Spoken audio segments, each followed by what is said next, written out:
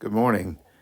I just downloaded my first update for FSD Beta since I was selected for the program about 2 weeks ago.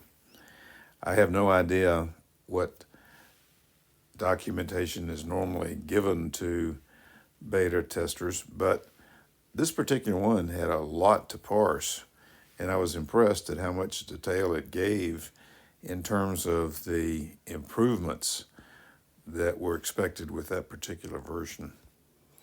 So I think it's actually more interesting to go over this than it is some of the videos of me driving, although I'll do that later. The first bullet point sounds major. They allow drivers to control various things like rolling stops, exiting passing lanes, speed-based lane changes, following distance, and yellow light headway. And apparently you can select different profiles for different drivers on your car. So that's an enormous amount of flexibility.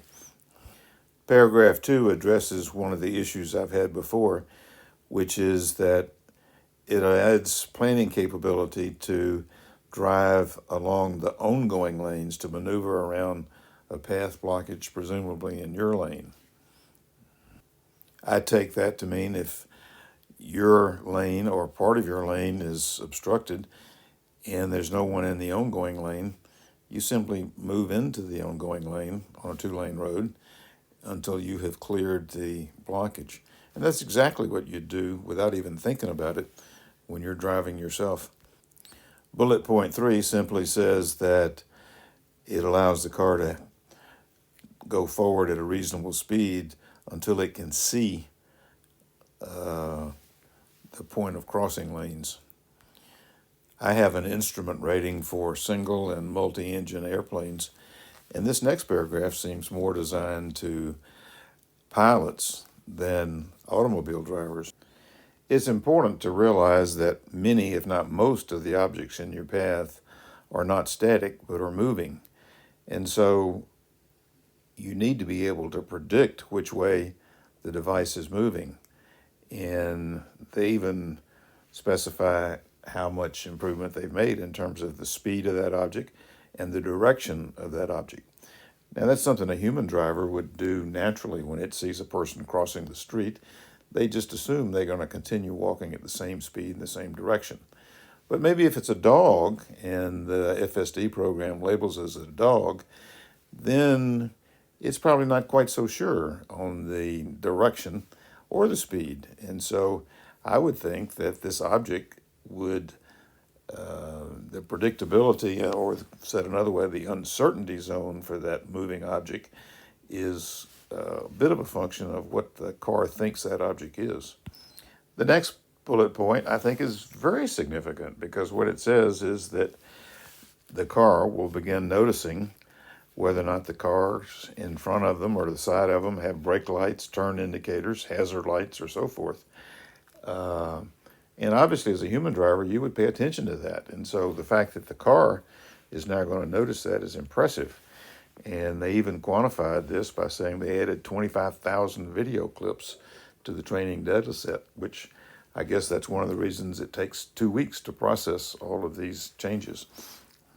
The next bullet point says that the network is now up-revving the generalized static object network. Now, if you look up revving in the dictionary, it just says increase the rate of, or I guess the slang interpretation is revving up. So I guess maybe it's just adding a few more static options. Don't know what it might be. It could be mud puddles, could be bicycles that were left unattended, or things that would be static and not moving. But 6,000 more video clips were added to do that. I don't know what precision and recall percentages relate to, but at 5.6% and 2.5%, it sounds like it's a modest improvement, but nevertheless worth quantifying. The next bullet point is aimed at reducing the amount of phantom braking as it relates to nearby pedestrians. I guess they call it false slowdowns. This is one of the main problems I've had with the issue, although not necessarily because of pedestrians, but just because of reasons that I can't explain. The next bullet point addresses an issue that did bother me in the last version, which is that if it were making a left turn, for example, it would make it almost a 90-degree turn rather than a gradual radius as a human driver might do if there was no traffic in the oncoming lane. In other words, you'd sort of cut the corner to avoid such a steep left turn. The last bullet point seems to suggest that this will allow the car to squeeze into an opening where there was a little tighter fit, but you need to accelerate fast in order to do that. So more like a human driver behavior rather than waiting forever to find an opening. In summary, I'm extremely impressed by the amount of detail they are providing beta drivers, and I think that would help you point out more situations going forward when you know the kinds of things that they're trying to train the neural network on. So kudos to Tesla. I don't think they've been particularly good about customer communications on other things, but so far I'm impressed with what they're doing with beta testers. So now for a little test driving with some video. And as you can see, it's still beautiful here in the mountains of North Carolina with leaves starting to fall.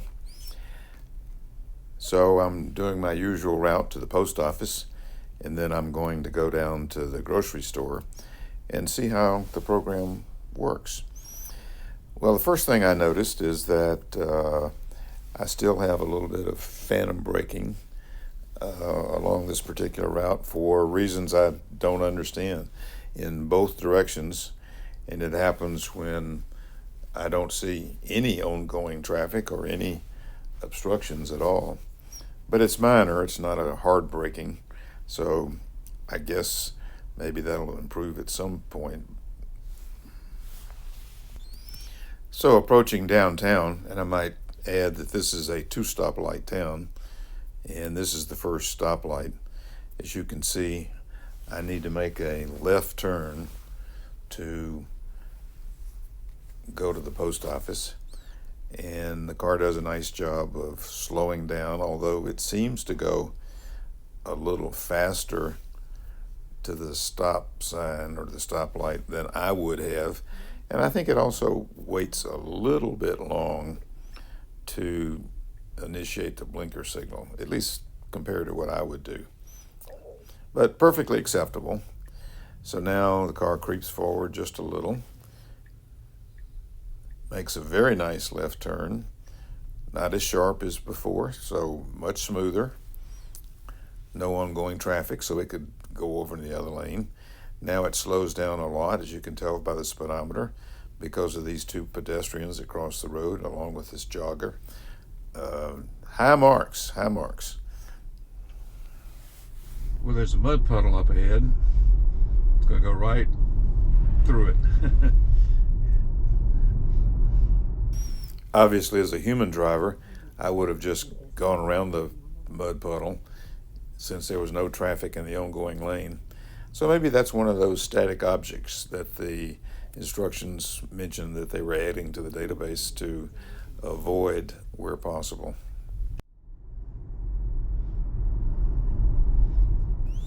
Okay, I turned around and am now heading back up to the main highway where I'll take a left turn and then a right turn to head in the direction of the grocery store. And in the past, the previous FSD Beta handled this extremely well with no problems. We'll see what happens here.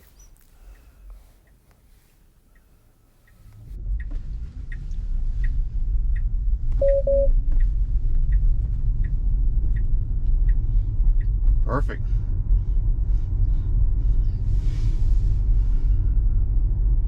In 500 feet, turn right onto US Highway 64 East.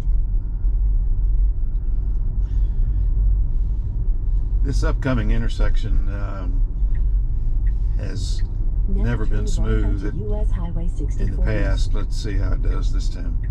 Well, it's doing better. It's got a little further over in the right lane. Very, very much better. Waiting for the car. Go now. Up. So it definitely would have gone there.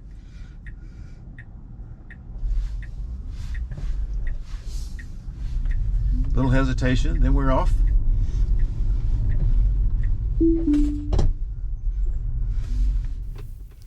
So I would say that right turn is much better than it was before, although I was a little uncomfortable and disengaged it because of the proximity of the car that jumped out in front of me.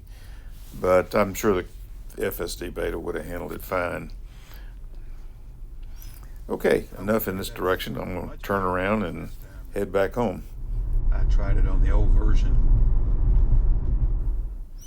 I'm going to stop here. I was impressed with the improvements. I have no idea what the rate of improvement should be since I've only got 2 data points, my initial download and the one that was just upgraded. So it'll be interesting to see the rate of change going forward.